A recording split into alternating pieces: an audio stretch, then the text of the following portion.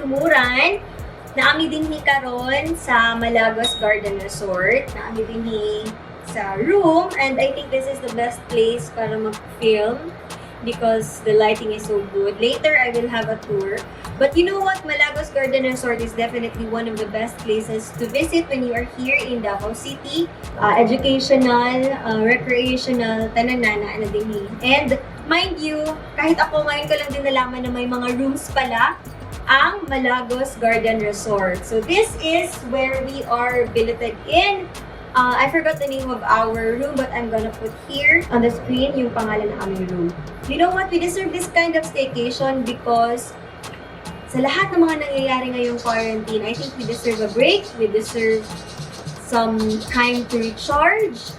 We deserve me time, family time, quality time. And so, eto na yun. So for this vlog, I'm going to teach you tips and activities to recharge. Tip number 1, social media detox. Alam niyo, yung social media talaga isa sa mga nagko-contribute ng stress at anxiety sa atin. Not to mention yung mga insecurities natin na trigger. Lahat tayo may insecurities na nararamdaman, kaya it's better to control ourselves from scrolling through our newsfeed, sa mga homes natin sa Facebook, sa Instagram, sa TikTok at kahit ano pa na nakaka-trigger ng ating stress. Alam nyo, kahit 1 day lang, 2 days, or kung kaya nyo 1 week or even a month, pwedeng-pwede yan. At least we have just to disconnect ourselves. Mag-offline muna tayo pansamantala.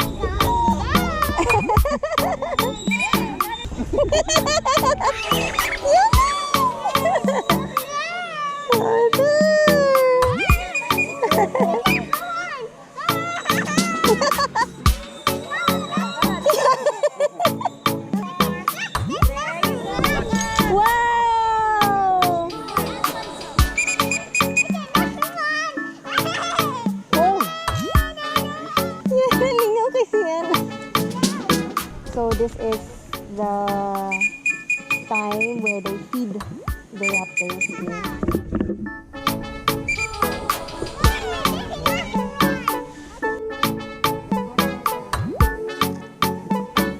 Yana!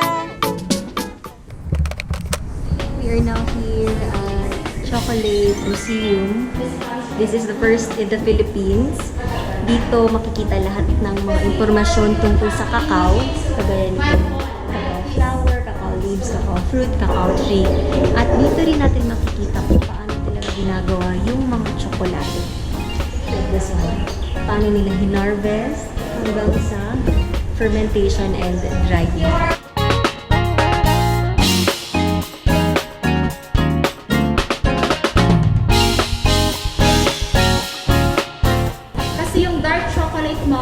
Mayroon talaga siyang laman na chocolate maker. Mas healthy good ang healthy. mga. Tapos siya ng butter, tapos siya chocolate maker. Pag the more darker, the more siya maraming chocolate maker, which is healthy.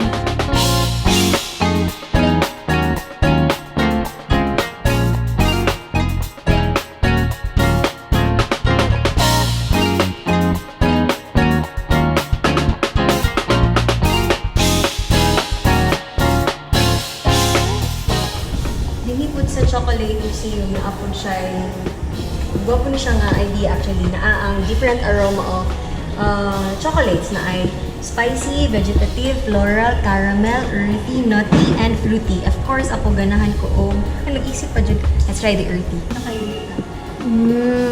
Nakay ko na ko ano. Nati jud ang kuan.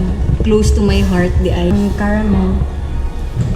Ay, oo. Pero ang caramel, mas ganahan ko siguro pa ibutan mo sa room. Kani nga scent. Kaya makarelax kayo siya. See?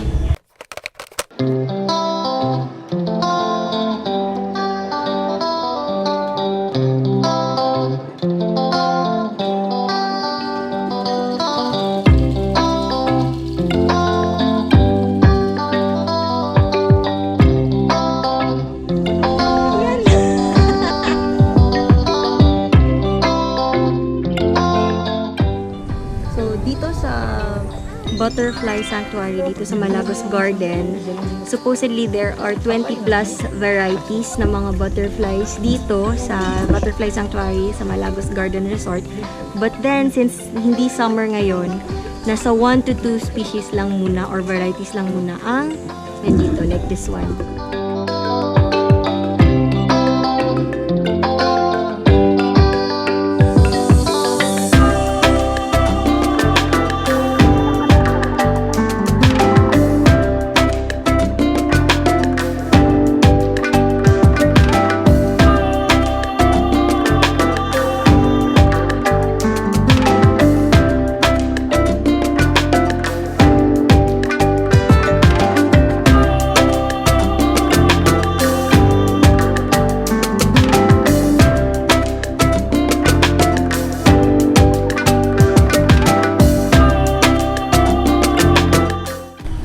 We are now entering the Museo de Mariposa or the Butterfly Museum. So kung kanina, that was the sanctuary, nandun yung mga actual butterflies. Ngayon, dito naman yung mga iba't ibang mga information about different types of butterflies. So we have here, there are 18,000 species of butterfly around the world. Did you know that there are also 900 butterfly species in Luzon, Visayas, and Mindanao. So, since Mindanao, tanaw na to ni. Muna siya ang mga butterflies nga makita din sa Mindanao. And then, this is para sa Luzon. And ang sa Visayas.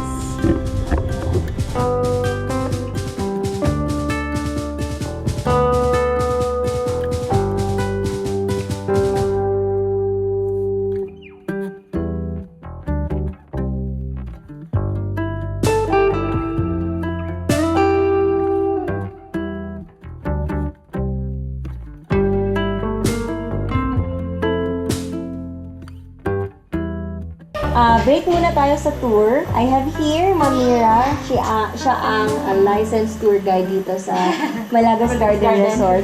Mamira, gaano kalaki ang Malagos Garden Resort? Malagos Gardens Resort was 12 hectares and then a lot of amenities. Like, very enjoying to have here. Okay. Pero because of the pandemic, so ano lang ma'am, small na Limited lang sa mga activities. So, unsa tong mga activities before nga dili pa nato na-enjoy karon because of pandemic and because of the physical contact na pwede siya Like, in chocolate museum, like chocolate making, hindi makagawa ng chocolate, makatingin ng, maka-experience talaga ng bird show, so wala yun. Pero kanina, meron kaming raptors, nakita namin. Yes. So yun yung sample muna. Mhm. Yan. That way, kung saan talaga yung mga birds na nagpunod-punod. Mm.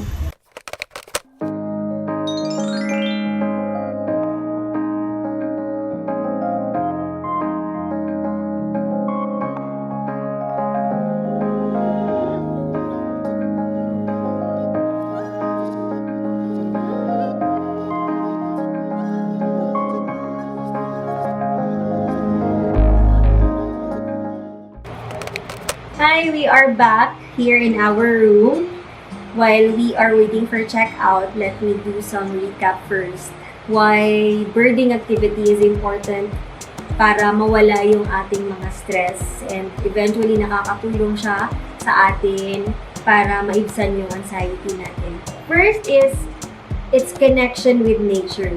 Endemic, migratory, resident birds na nandito sa Malagos Garden Resort. It helps us connect with nature again 'Di ba kanina we saw different kinds of birds, although medyo hindi lang ganun karami kasi nga it's morning tapos malakas yung ulan kagabi, so tendency daw pag ganun lesser number of birds lang daw muna yung lalabas. But it's okay, at least we saw a few. May mga yung yellow vented na mga birds. And ano pa yun, yung mga orange. If only I can show you the up close of those birds. But I think it's better na kayo mismo yung pumunta dito sa Malagos to really see those birds flying. Stay lang sa isa ka area. Di lang magsibalin-balin kay matong exercise ang patience kay anyway moabot man gid na sila diha kay every time naga-move man na sila from tree to tree or flower to flower. Ginaingon nila nga southern silvery kingfisher, this is a Mindanao endemic, so dili lang siya kanang sa Mindanao lang gyud daw makita, no, kani nga the bird and the bear. You found the bird! Okay, good. Number 2, it aids meditation. Yung ibig kong sabihin, yung mental at emotional impact na dala ng mga birds habang pinapanood natin sila na lumilipad. Yung pagiging innocent nila, di ba, habang lumilipad up in the sky, napaka-relaxing at gaan sa loob habang tinitignan natin sila. Temporarily nawawala or nakakalimutan natin kung ano yung mga problema natin, di ba? Di ba when we were younger, we tend to say we want to be birds na nakakalipad sa sky na very free, tapos walang ibang problema. The innocence, the freedom, lahat ng yon ay parang naramdaman ko na rin kanina while we did the birding activity. Number 3, it often leads down to other paths. Anong ibig sabihin? Sa entire world natin, 7 continents, may 10,000 species of birds. Dito sa Malagos Garden Resort, 61 species of birds. Habang pinapanood natin sila kanina, nalaman din natin na there were less activities na ginawa nila to beautify the area kasi nga mas natural, mas maraming trees, mas maraming leaves. Yun yung gusto ng mga ibon na dumadapo sila sa mga punong kahoy na yun. So, mas na-engganyo na rin tayo to plant more trees, diba? And then, na-discover natin na parang ang ganda nilang gawing model sa photography, sa painting. Doon natin nakakuha yung mga ideas na yun. You give it to the bird, babe. So cool, right? Go, babe. Give it to the bird, babe. Dance ka, dance. Dance, no, babe, dance. Babe, nag-dance siya, babe, oh. It's okay. Babe, can you teach the bird say, Yana? Nana daw, nana. Yana. Yana, yana.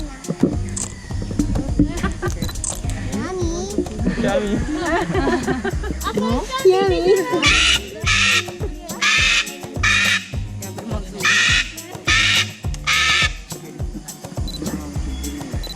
Number 4 and last but not the least, ito yung habitat conservation. Mas napopromote natin yung healthier habitat for everyone. Not just for humans, but also for animals like the birds and also for the plants that surrounds here sa Malagos Garden Resort. So sana, mas patibayin pa natin yung pag-alaga natin sa ating environment. Una, nagagawa natin yan by minimizing or at least tanggalin na natin talaga sa sistema natin na magtapo ng basura kahit saan. And then, we have to properly designate the biodegradable and the non-biodegradable para at least mas nare-recycle natin yung mga non-biodegradable, tapos yung mga biodegradable naman ay pwede naman natin sila gawing fertilizer sa ating mga tanim sa bahay.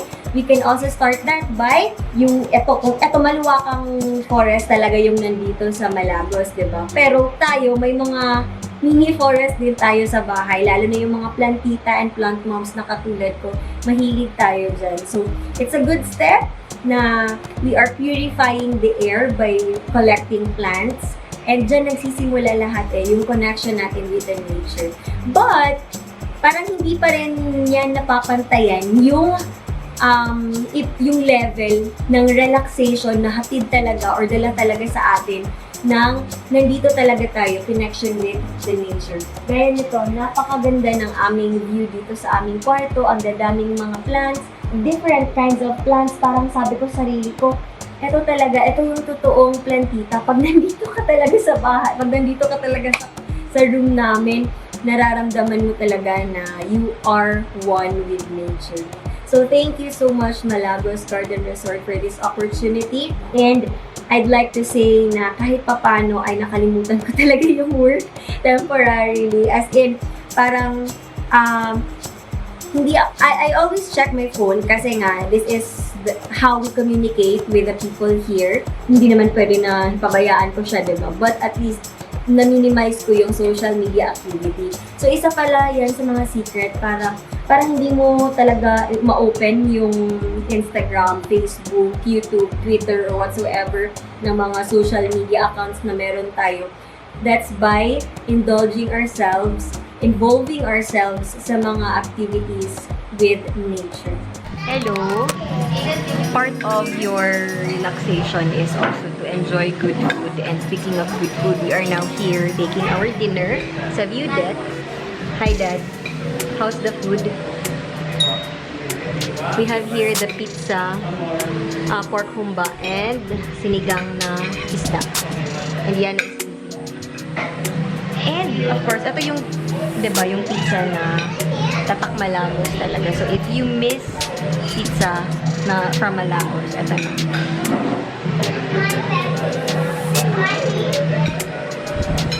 Ang juice, ang juice. Lamig kayo.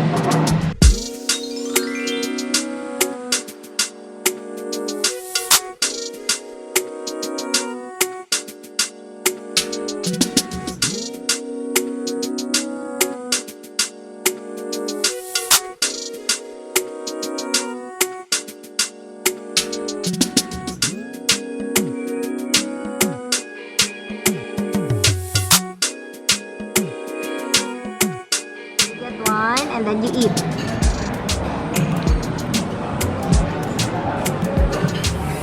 Yummy. Is it good? Yeah.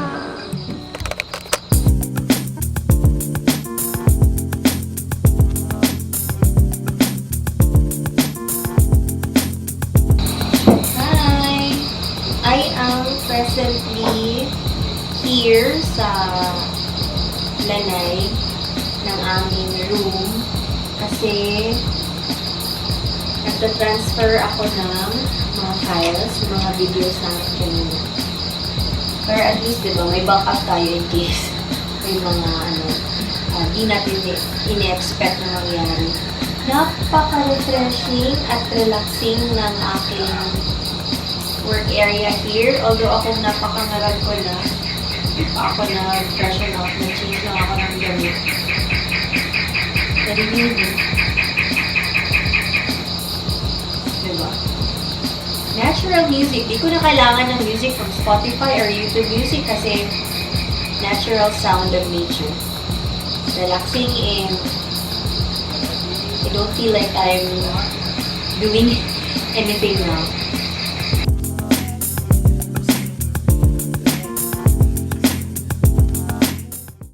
Alam ko, parang sinasabi nyo na, pwede naman mag-relax sa bahay. Kahit nasa bahay lang, pwede tayong mag-relax. Pero kasi iba pa rin yung you are one with nature, yung sinasabi nila. One with nature meaning, kasama mo sila. Yung tanging naririnig mo yung natural sound of nature, like the animals. Yung naaamoy mo yung freshness ng mga herbs. Nakikita mo yung ganda ng mga tanim. Yung dito kasi sa Malagos may hindi ko pa bilang kung ilan, but ang daming mga endemic na mga plants dito. So kapag kagaya nyo ako na isang plantita, siguradong mag-e-enjoy yung mga mata nyo. Kahit of course, kahit hindi nyo nakunin yung halaman for your eyes only, 'di ba? Nakaka-relax din siya. Sa bahay, I've been starting to collect plants since ECQ has started. And it's refreshing, it's relaxing. Nakatulong siya sa akin in the sense na I make myself busy of taking care of plants. So, kahit na ganun ay isang factor din yun para ma-recharge din tayo. For example, ako, pag sobrang busy ko talaga with all the rackets, mga online jobs, I immediately go to my mini garden. I water them. I check on them kung may mga weeds na ba na tumutubo sa same pot. Just checking on the plants. Kausapin mo sila, water them, or paminsan-minsan you can put fertilizer. Ako yung ginagawa ko is I put yung mga eggshells, crushed eggshells, nilalagay ko siya doon sa sa tabi ng plant. Like sa pot mismo, but sa tabi ng plant, surrounding ng plant. Nagbibigay siya ng calcium para sa plant. So, ang saya. And what more, 'di ba? If nandito na talaga sa Malagos Garden Resort, ang laking garden nito dito. As in, super big garden na yung nandito na, 'di ba? So, kumpleto na. Tapos, very natural na talaga. Hindi na yung boses ng mga kapitbahay mo. Yung naririnig mo. Can you hear that? Ganyan yung mga naririnig natin dito. Super. Another tip to recharge is to sleep.